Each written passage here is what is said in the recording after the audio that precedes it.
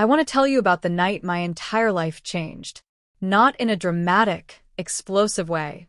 Not with a single moment that shook the walls. But quietly. Subtly. Like a tide coming in. So slow you don't notice until you're already underwater. It started with her. And it ended with me finally becoming myself. This is that story. I had known of her for years. My friend's older sister. Rarely seen. Rarely mentioned. Just a name that floated through conversations like smoke. But the night she walked into the room, everything shifted. I can't explain it precisely. It wasn't her appearance, though she was striking. It wasn't her voice, though it carried a quiet authority that made you stop and listen. It was the way she looked at me. Not with judgment. Not with curiosity exactly. With recognition.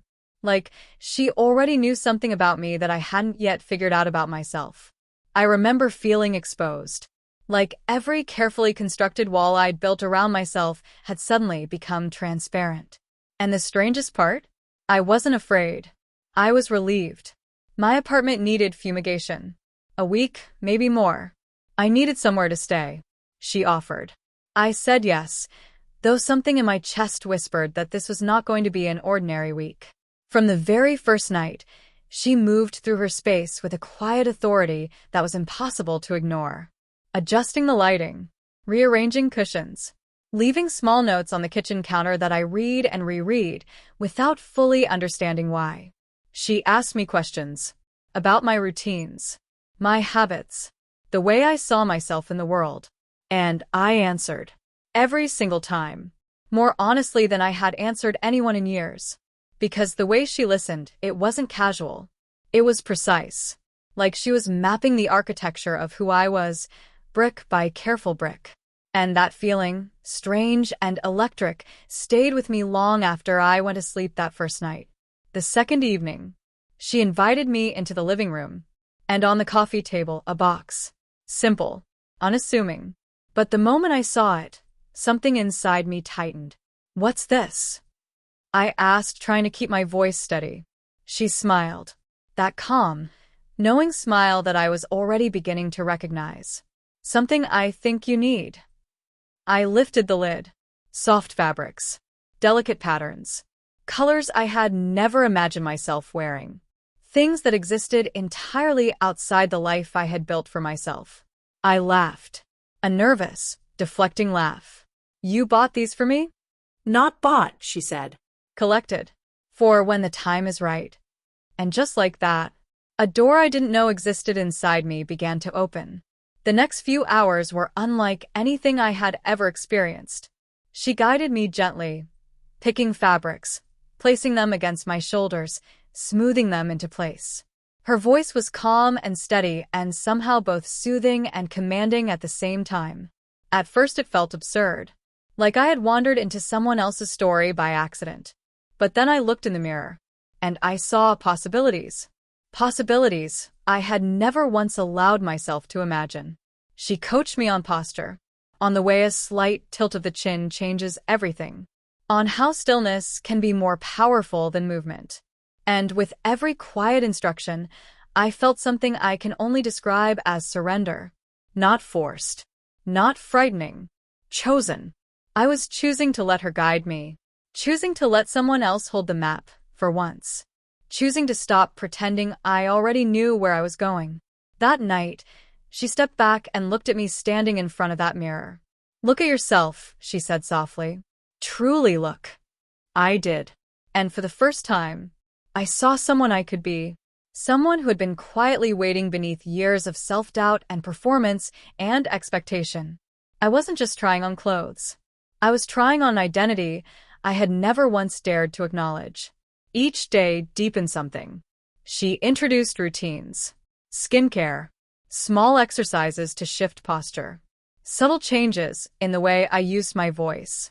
I practiced in private, standing in front of the mirror, watching my reflection slowly begin to transform into something I recognized but had never met. And there was tension in it, a thrilling, almost terrifying tension. Because every change felt like a step further in. Every adjustment felt like handing over another piece of the person I used to perform for the world. And I wanted to keep going.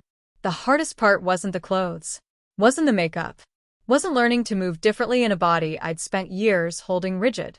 The hardest part was relinquishing the story I had told myself for so long. All my life, I had defined myself by logic, by practicality, by the roles I assumed were expected of me. With her, all of that faded. She asked me what it felt like to be truly seen. I couldn't answer at first. I didn't have the words yet. But slowly, under her quiet guidance, I began to understand the question from the inside out. One particular evening, she arranged everything.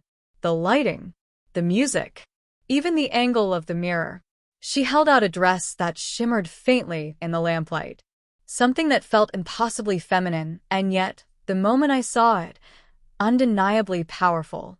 I slipped into it, and the reflection that greeted me was both a stranger and a revelation at once. She circled me slowly, adjusted a strand of hair, tilted my chin upward by the smallest degree, then stepped back. "You're ready," she said, almost reverently. And in that moment I understood something. I wasn't just wearing her vision anymore. I was becoming it.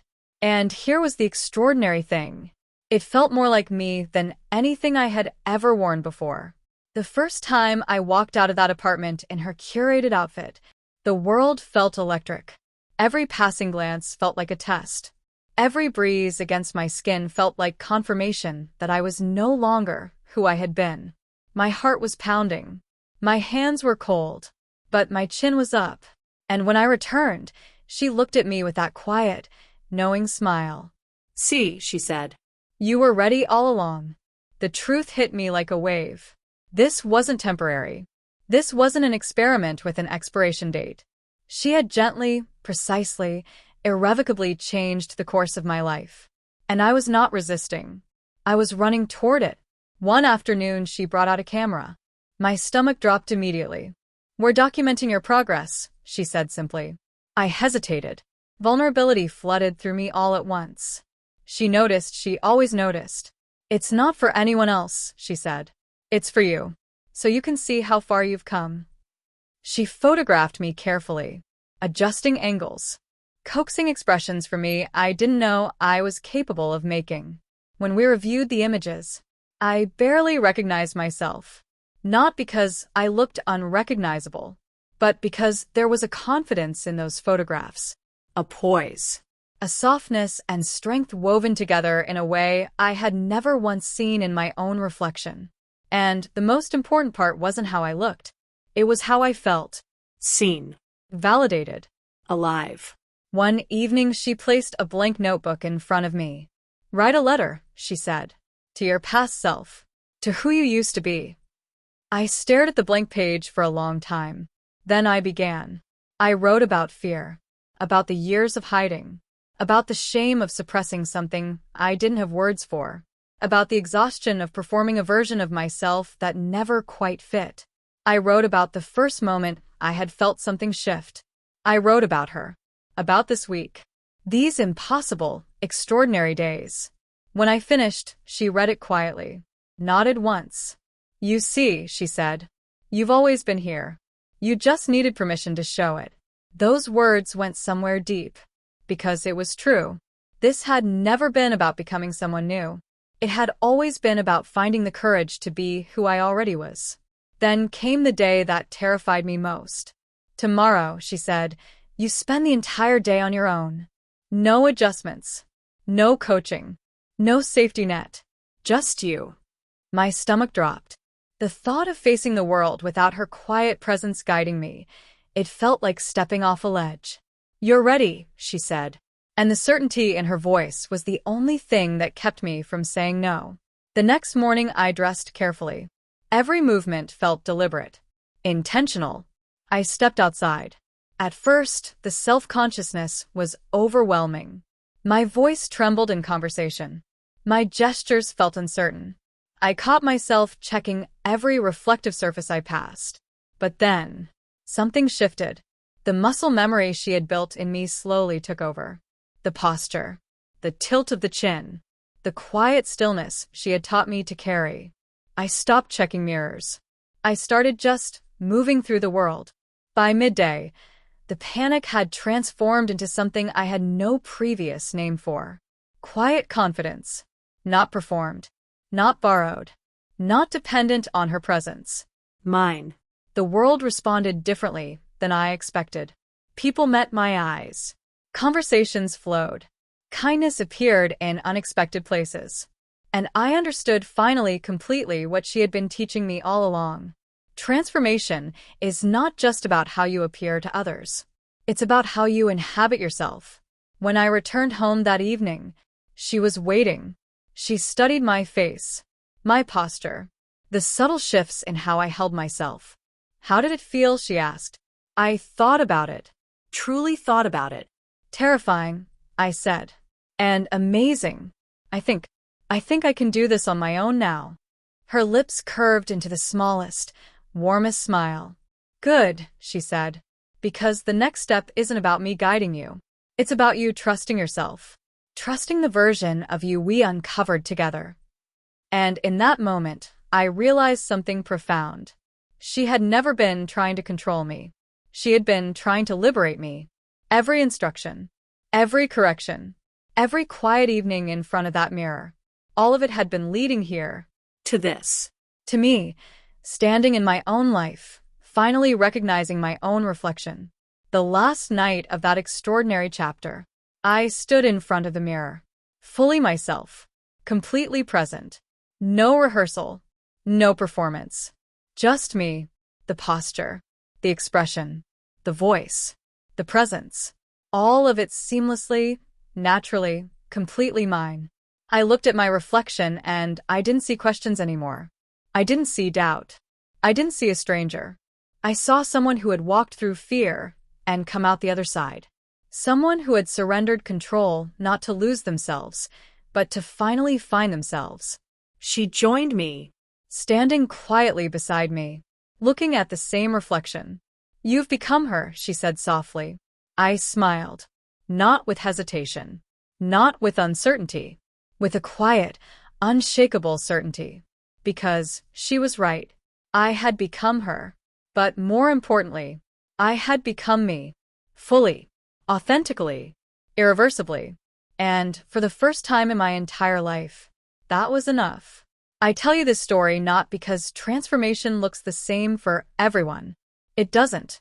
Every journey to self-discovery takes its own shape, its own pace, its own unexpected guides. But the truth at the center of this story is universal. The self you are searching for is not somewhere in the future. It is not waiting to be created. It is already inside you. Sometimes you just need someone who can see it before you can see it yourself. And sometimes, surrender is the most courageous thing you can do.